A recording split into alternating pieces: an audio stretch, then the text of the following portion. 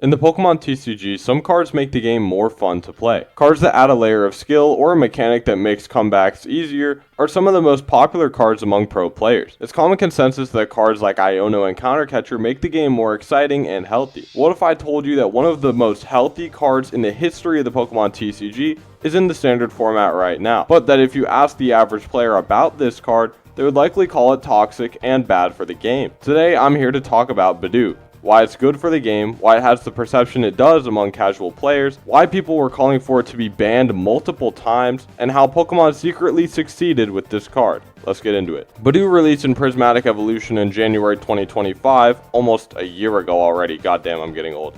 It has 30 HP, 0 retreat cost, is a grass type basic Pokemon, and its attack, Itchy Pollen, costs 0 energy. It does 10 damage and prevents the opponent from playing any item cards during their next turn. Item lock cards in the Pokemon TCG have almost always been super strong, and especially when the attack is on a basic Pokemon. Seismitoad EX was a menace for years with its 1 energy item lock attack. Cryogonal during Sun and Moon and early Sword and Shield had a solid niche as an early game demon, and Vikavolt V won major tournaments with its crippling item locks and solid damage output. Cards like Vileplume and Spiritomb that disabled item cards from both players being played as an ability were both incredibly powerful and successful. Despite Omastar from Sun and Moon being a fossil Pokemon and a stage 2, its conditional item lock ability gave it a niche in standard where it even won a regional championship. My point is that item lock is almost always good in the Pokemon trading card game because items are spammable and used at high counts in every deck in order to function. Budew, however, is unique in that its attacks absolutely for free. This means that you can attach to a 1 retreat cost active Pokemon retreat and then use Itchy Pollen that same turn for 0 energy. The most successful free attack Pokemon that was used like this to tournament success was Alolan Vulpix in 2017 and 2018. It has the Beacon attack, which for 0 energy searches your deck for 2 Pokemon and it puts them into your hand. This card was the engine to many evolving and setup decks back then,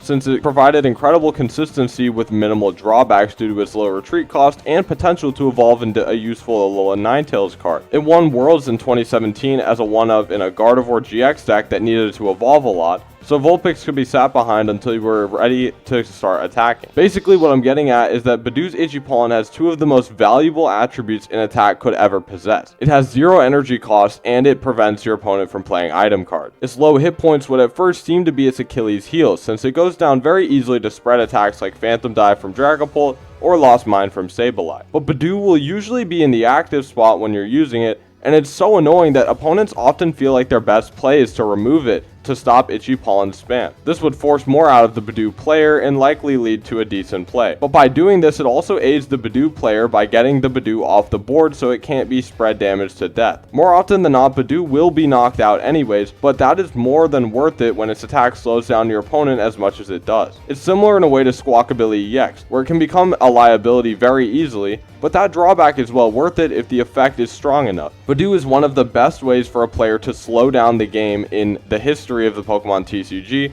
because it causes your opponent to use extra turns and resources to get into position. But now I think it's time to discuss the main abuser of Budew and the main reason fans begged the Pokemon Company to ban Budew. Dragapult EX. Dragapult EX's Phantom Dive attack is arguably the best spread damage attack ever.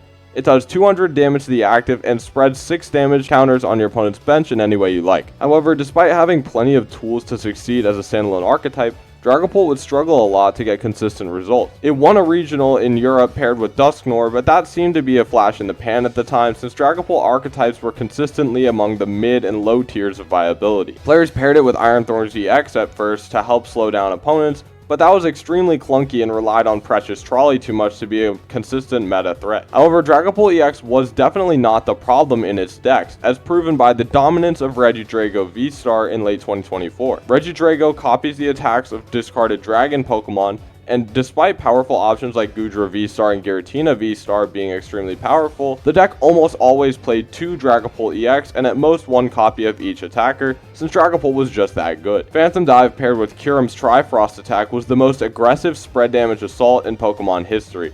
and Giratina V-Star provided some one-shot potential when needed. Other niche options included Haxorus for a solid 230 option and the option to delete special energy Pokemon, Noivern EX to wall basics and disable special energy from being attached and stadiums from being played, and Goodra V-Star for the mirror match mainly to reduce damage and be annoying. Regidrago was also extremely fast, with Tealmask Ogerpon EX providing draw power and energy acceleration that could be utilized with Energy Switch to enable turn 2 attacks from your choice of the best dragon Pokemon ever. Regidrago quite simply did everything Dragapult EX decks could do, but more and more consistently. It didn't just abuse Phantom Dive, but it had more tools that Dragapult-centric evolving decks couldn't utilize. So Dragapult was basically just watching as Regidrago abused its strength to dominate tournaments, while Dracloak and Dreepy sat in the binder. But would you believe me if I said that Budew made Regidrago go from one of the best decks ever to one of the worst in the game, while Dragapult EX became one of the best decks in the game? Well, you kind of have to, because it's just true. I mean, it's just reality. Budew slowed down Regidrago so much it was borderline unplayable.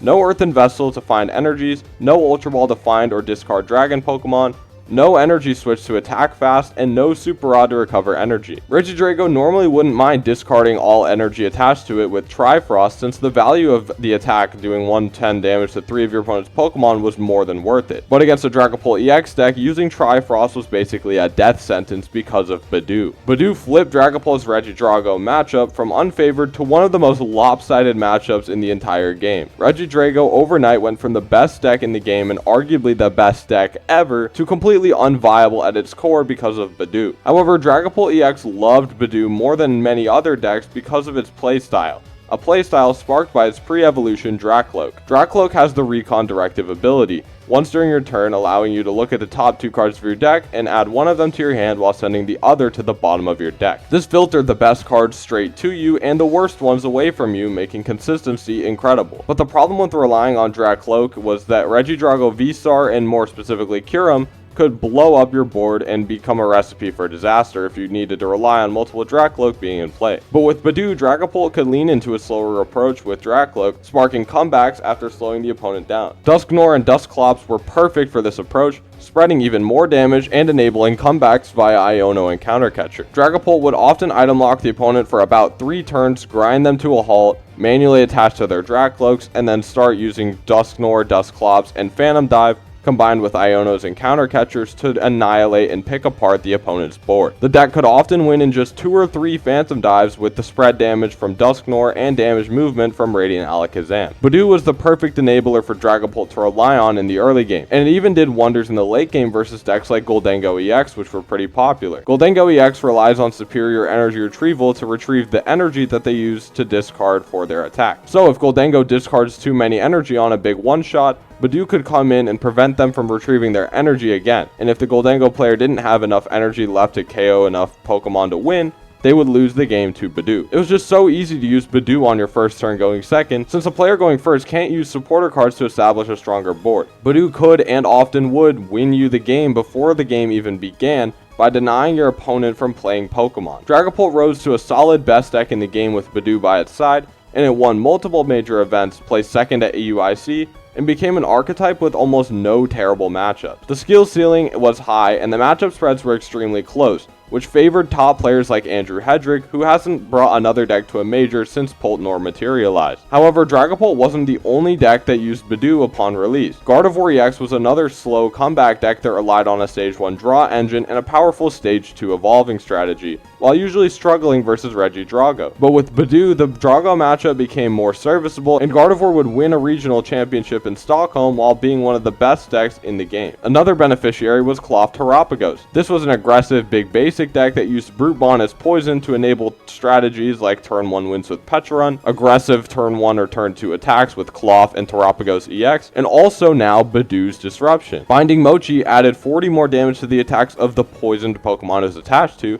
and Budew could easily one-shot pre-evolution Pokemon with the Poison Chip while denying draw from Pheasantipede. Throw in a Monkey Dory and a Dark Energy to make Budew live longer, and the deck would win EUIC by playing more Budew than it did Cloth, and Cloth was previously the main attacker of the deck. This basic spam paired with Budew was a solid first or second tier deck until rotation, where it completely died. Alright, enough history, time to answer why Budew is good for the Pokemon TCG. Well, my main point and the main reason I believe this is that it slowed down the game to a point that more aggressive turbo decks were less strong and evolution strategies could shine. Raging Bolt, Charizard EX, and Regidrago were completely gatekept by Budew, and these were some of the most polarizing and oppressive decks in the game, especially Regidrago. While slow decks couldn't thrive because of Regidrago V-Star, fast decks rarely ever thrived when Budew was legal. There were exceptions like Miraidon EX, Cloth, of course, and Goldango that were good in Budew metas despite being aggressive turbo decks, but that was only because their setup and board states weren't too often hindered by Budew. Rare Candy was basically ejected from the game outside of a 1 or 2 of Dragapult to help versus faster decks. Turbo cards like Trekking Shoes and Pokestop were way worse than they had ever been, and this slowed down the format to allow for more comeback-based gameplay, which is universally loved. Even the game designers admitted that during the Scarlet and Violet era, they wanted to encourage comebacks to make games more exciting to watch. Nobody likes when the format sees games regularly over based on who had a better opening hand in turn 1 or 2. And by allowing decks to make it further into the game,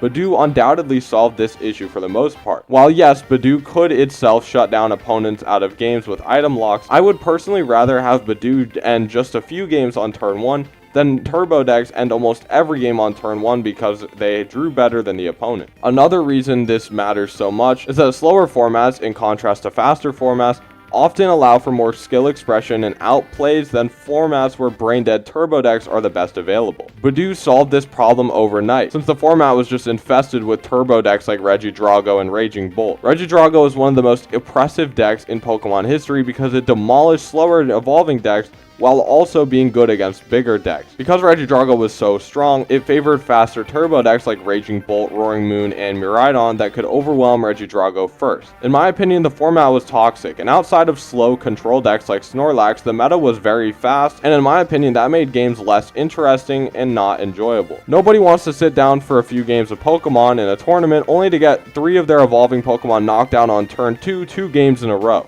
It just isn't fun, but Budew gave skilled players and comeback decks the upper hand once again, and I can't express how amazing this was for the health of the game. Budew is also oppressive. Yes, it gatekeeps these more aggressive decks that rely on item cards, but it is almost exclusively oppressive to the most oppressive types of decks in the history of the game: big basic turbo decks, or turbo do-it-all archetypes that overwhelm opponents and deny comebacks. Just like how cards like Iono and Countercatcher add skill to the game, so does Budew. And despite what most people think, Budew is one of the most healthy cards ever made and one of the best additions to the Pokemon trading card game. Thanks for watching. Subscribing would be greatly appreciated. Thank you so much for 1,000 subscribers. I mean it from the bottom of my heart. I appreciate it so much. Anyways, hope you're having a good new year. Take care. Have a good one. Bye.